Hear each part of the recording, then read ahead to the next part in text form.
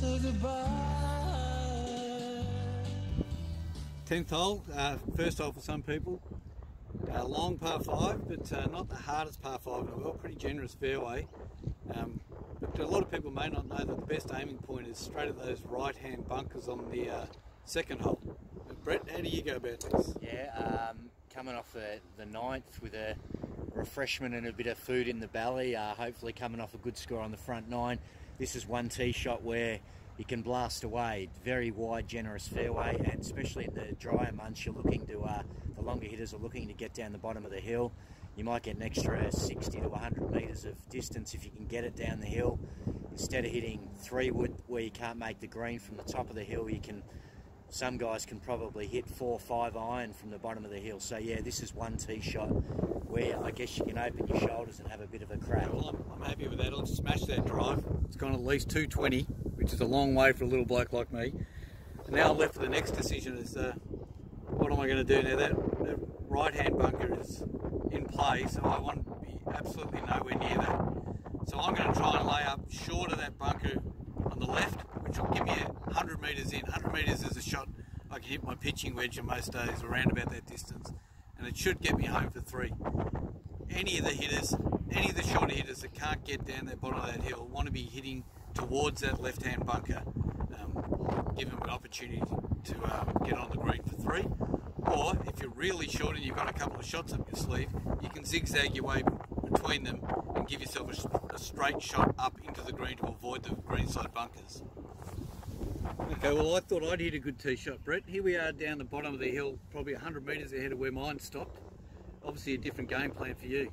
Yeah, so if you're lucky enough to be able to hit it down here, we've just rolled a ball from the top of the hill, and as you can see, it's rolled probably 80 metres. So we've got about 200 metres, 210 metres to the middle of the green from here.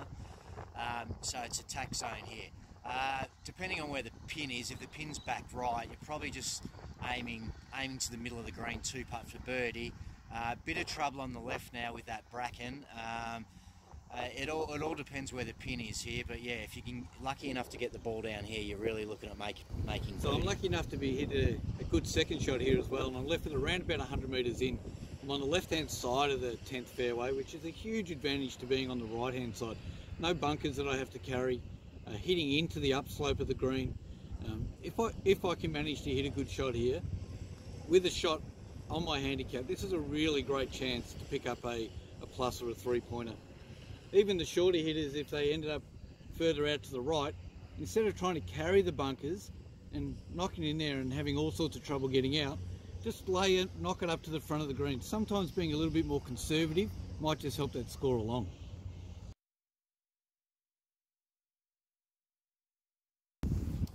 Okay, Brett, 11th hole, 177 metres with a very narrow green. I think the toughest par 3 is anyone who makes a hole in one here is a genius, obviously.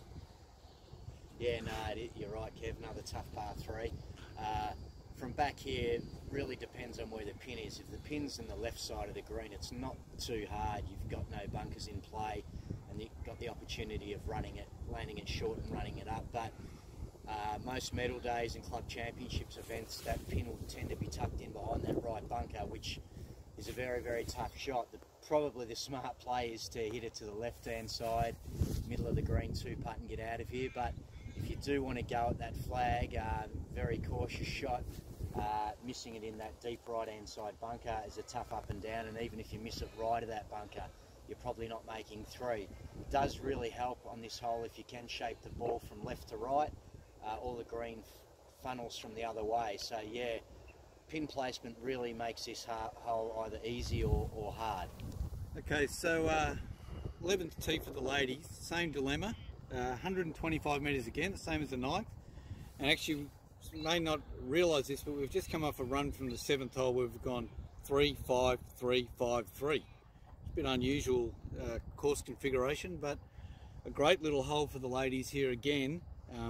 Very tough if the pin's back right because you've got a lot of bunker to carry, and the same as what it is from the men's tee. It's like a lot safer to be front left. If the pin's left, it's a lot easier than it is if it's back right. Another tough hole depending on where the pin is.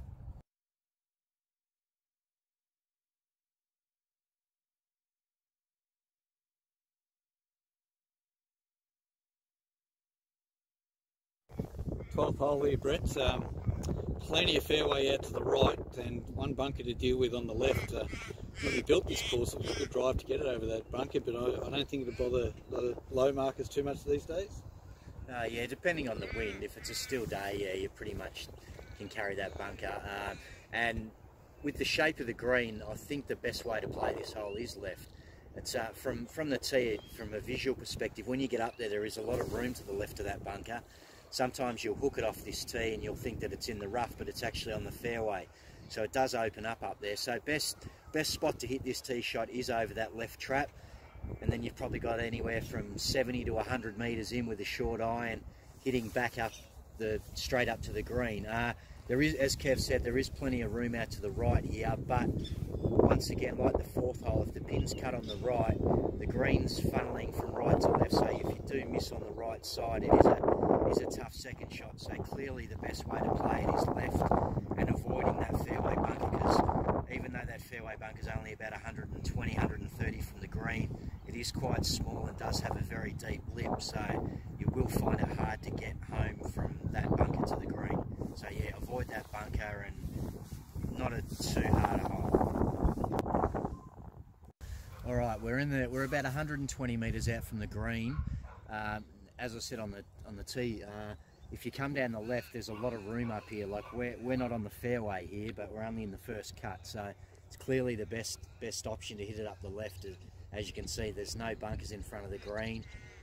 Yeah, easiest shot, and we'll go over to the right and you'll see how much harder it is to hit from the right. So yeah, definitely from the left side for this second shot. Okay, despite hitting a good drive lengthwise, had I gone on the same line as Brett, I'd have been in that bunker on the left and in all sorts of trouble. And now I'm left with a really difficult shot, which I've got to carry over that front bunker with a downslope behind it that's going to shoot it forward into a green angling to left to right, with my ball going right to left and everything feeding into the other bunker. It's just such a difficult shot from the right hand side of this fairway compared with the left hand side. And the same, depending on where the pin is going to depend on what shot I hit. If the pin's at the front, I'm probably not even going to try and hit it on the green. I'm just going to try and land it short and work with my shot. If the pin's up the back, well, at least I know I can carry this front bunker without too many problems. And if I don't hit it quite far enough, it should stop in that gully on the right hand side, which I can putt out of if I need to.